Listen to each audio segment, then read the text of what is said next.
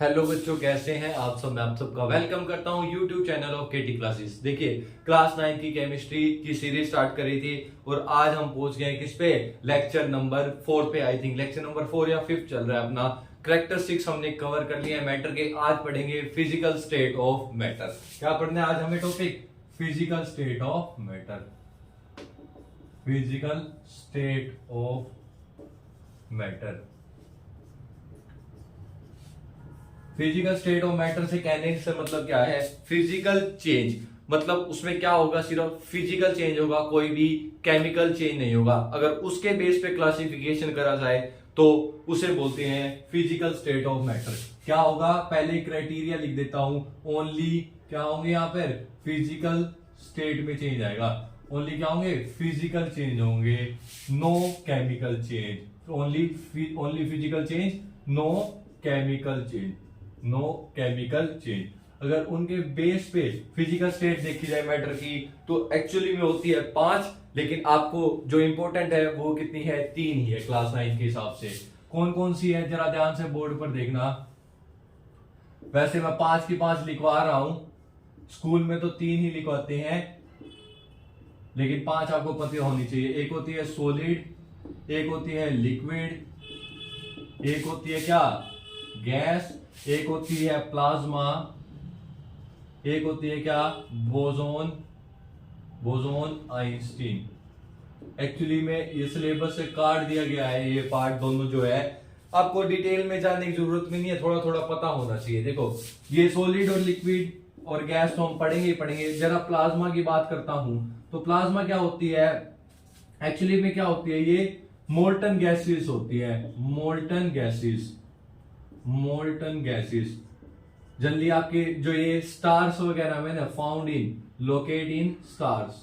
Stars वगैरह में जो ये ग्लो करते हैं, स्टार वगैरह जो ग्लो नहीं करते, स्टार होते हैं, आपको चमकते हुए सितारे नजर आते हैं आसमान में रात को, तो उसके अंदर क्या होता है? प्लाज्मा ही होता है। जो आपकी ये टीवी स्क्रीन है इसमें न्यून होता है प्लाज्मा। तो ये जो फ्लोरेसेंस मटेरियल ये सारे किसके अंदर आते हैं?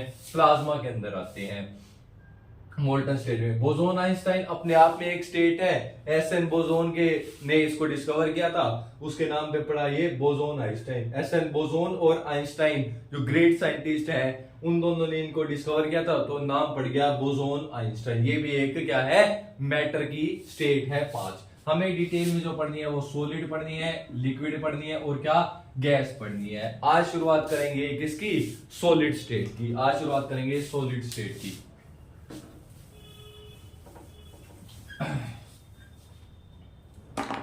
देखो, अगर मैं सॉलिड स्टेट की बात करूं, सॉलिड स्टेट की 2 बातें मैं पहले ही बता देता हूं सॉलिड स्टेट के बारे में, ताकि चीजें आसान हो जाए।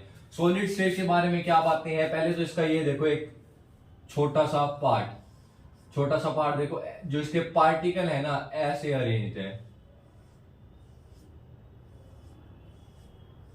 पार्टिकल क्या है? ऐसे अरेंज्ड है, tight tight, high force of attraction.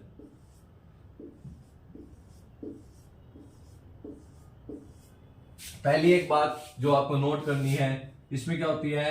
Higher force of attraction. Higher force of attraction दिख रहा है ना? लाइट तो नहीं है, मुझे मारकर थोड़ा लग रहा है लाइट। थोड़ा इंक डालने की जरूरत है, कि डाल देते हैं भाई।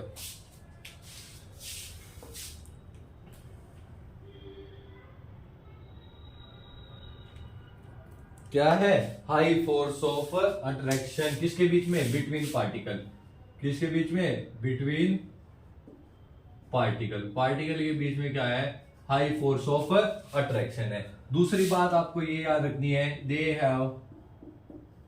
Have very less, they have very less kinetic energy. They have very less kinetic energy.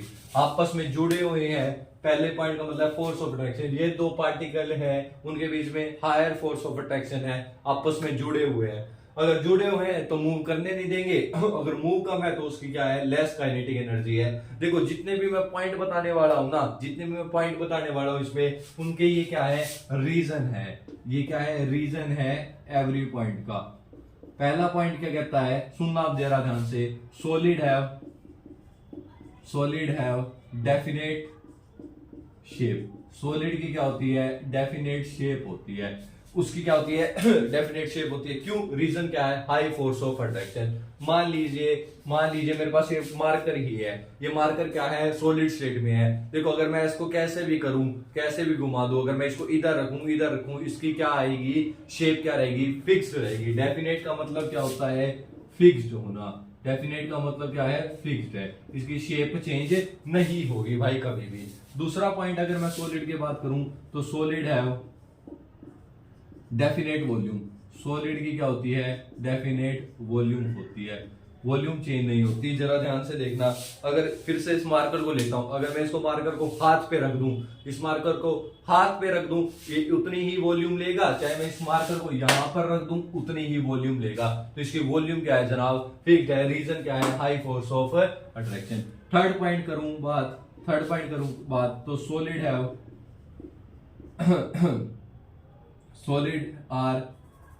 solid are incompressible in nature। solid are incompressible in nature। solid कैसे हैं, incompressible in nature। solid का क्या है, incompressible है।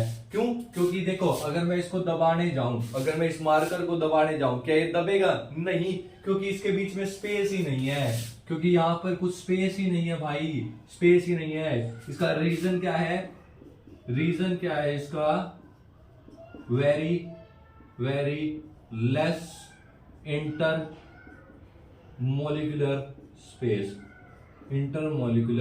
Space.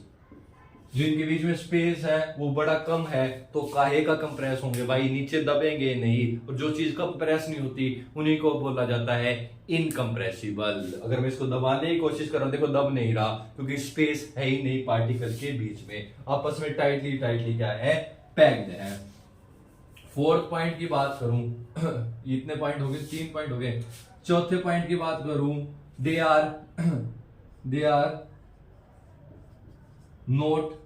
Are not इंटरमिक्स्ड। कहने से मतलब क्या है, नॉट शो डिफ्यूजन। रीजन समझ में आ गया, they have less kinetic energy. समझ में आया होगा ना, लेस काइनेटिक एनर्जी, आपस में पकड़े हुए हैं पार्टिकल को। फिफ्थ पॉइंट कहता है, they have high density. Solid have high density. Solid की क्या होती है, सॉलिड हैव हाई डेंसिटी। क्यों है ऐसा, जरा देखो सॉलिड हैव हाई डेंसिटी। इस पॉइंट को समझाता हूं यहां पर। डेंसिटी का खेला समझना थोड़ा, डेंसिटी का खेल समझो बच्चों। डेंसिटी क्या होती है जनाब, मास बाय वॉल्यूम। अब जरा ध्यान से देखो, अगर ये पार्टिकल आपस में बहुत टाइटली पैक्ड है भैया, बहुत कम वॉल्यूम को इन्होंने ले रखा है, बहुत इतना सा स्पेस इन्होंने ले रखा है, बहुत टाइटली पैक्ड है, इसका मतलब वॉल्यूम क्या है, बहुत कम है। इसका रीजन लिख लेना, रीजन क्या है, आपसे कोई पूछे, दे आर टाइटली पैक्ड होते हैं, और इनका लेस क्या होता है, वॉल्यूम होता है। टाइटली पैक होने के बाद कम जगह को घेरते हैं, लेस वॉल्यूम होता है, जिसकी वजह से दे हैव हाई डेंसिटी। अगर वॉल्यूम कम होगा, देखो डेंसिटी किसके इनवर्सली प्रोपोर्शनल होगी, बोलो, वॉल्यूम के। मतलब अगर वॉल्यूम कम होगा तो पक्का ही डेंसिटी क्या होगी, ज्यादा होगी। तो सॉलिड में वॉल्यूम कम है तो डेंसिटी क्या होगी, ज्यादा होगी। ठीक है भाई, क्लियर है बात पानी की तरह। चलो थोड़ा आगे बढ़ते हैं। आपके कई सारे एग्जांपल हो सकते हैं सॉलिड के, तो दुनिया भर के एग्जांपल है सॉलिड के। तो देखो सॉलिड के एग्जांपल तो दुनिया भर के हैं। पेन ले लो आप, मार्कर ले लो आप, नोटबुक ले लो आप, कुछ भी ले लो, आयरन ले लो, नोटबुक ले लो आप, आयरन ले लो, लोहा ले लो, कुछ ले लो, एक्सेट्रा। बहुत सारे एग्जांपल है किसके, सॉलिड स्टेट के। 2 खास एग्जांपल हैं जो कि मैं यहाँ डिस्कस करूंगा, 2 खास एग्जांपल हैं जो कि मैं यहाँ डिस्कस करे बिना मानूंगा ही नहीं। दो खास एग्जांपल है। पहला एग्जांपल जरा देखना, सॉलिड आपको लगेगा रबड़ बैंड। रबड़ बैंड एक खास तरीके की प्रॉपर्टी होती है रबड़ बैंड की, जो कि दिखता आपको सॉलिड है लेकिन खास तरह की प्रॉपर्टी होती है इनमें, इलास्टिसिटी। इलास्टिसिटी इलास्टिसिटी आपको डिटेल में पढ़ना नहीं है, सिर्फ इतना समझ लो, एक एग्जांपल था तो मैंने बता दिया। आप रबड़ बैंड को अगर एक्सटर्नल फोर्स से खींचोगे, व्हेन यू अप्लाई लिख लीजिए, when you apply external force,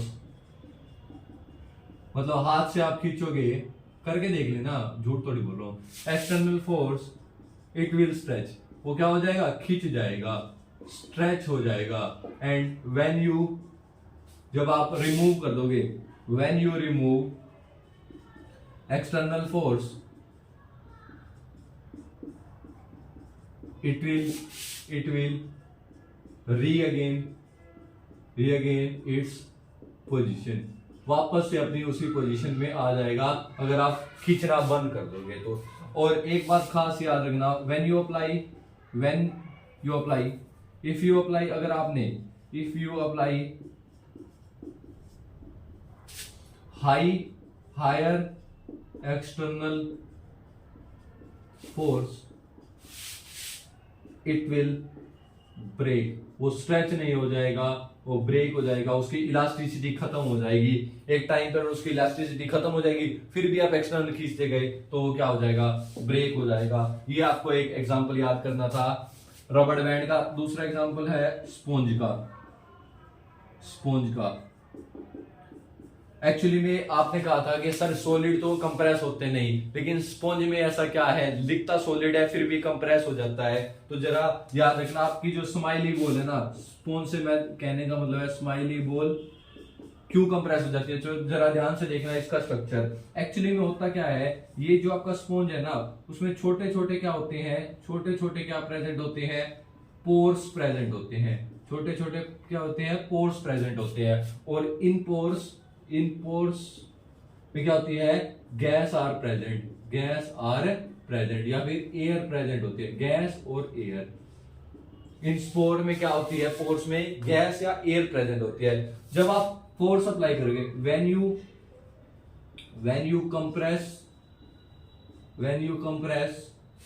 apply force, लिख देता हूं मैं सारा की चीजें, when you apply force the gas will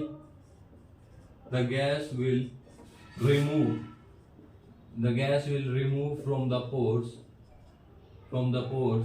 and sponge will compress। Sponge क्या हो जाता है, कंप्रेस हो जाता है, स्पॉन्ज विल कंप्रेस, स्पॉन्ज क्या हो जाएगा, कंप्रेस हो जाएगा। दिख रहा है क्या, देखने दो मुझे, वरना बच्चे फिर कहेंगे सर दिखता है नहीं, कैसा कैसा लिख देते हो आप। when you apply, बोल के तो पता लग ही रहा है, बोलने से तो पता लग ही रहा है। when you apply the force, the gas will remove from the pores and the sponge will compress, sponge compress हो जाता है। और जैसे ही आप प्रेशर हटाओगे या फिर फोर्स हटाओगे स्पंज के ऊपर से, फिर से क्या होगी, उस पोर्स में गैस भरनी शुरू हो जाएगी और फिर से स्पॉन्ज अपनी शेप में आ जाएगा। ये दोनों एग्जांपल मुझे बताने थे, इसको नोट कर देना, रबड़ बैंड और स्पॉन्ज का। दिखते सॉलिड है पर उनसे थोड़ी सी अलग प्रॉपर्टी शो करते हैं, मैंने उनका रीजन बता दिया आपके सामने। तो आज सॉलिड स्टेट हमारा कवर हो चुका है, जितने पॉइंट बताने थे। नेक्स्ट क्लास में लिक्विड और गैसियस स्टेट की बात होगी। मिलते हैं अगली क्लास में।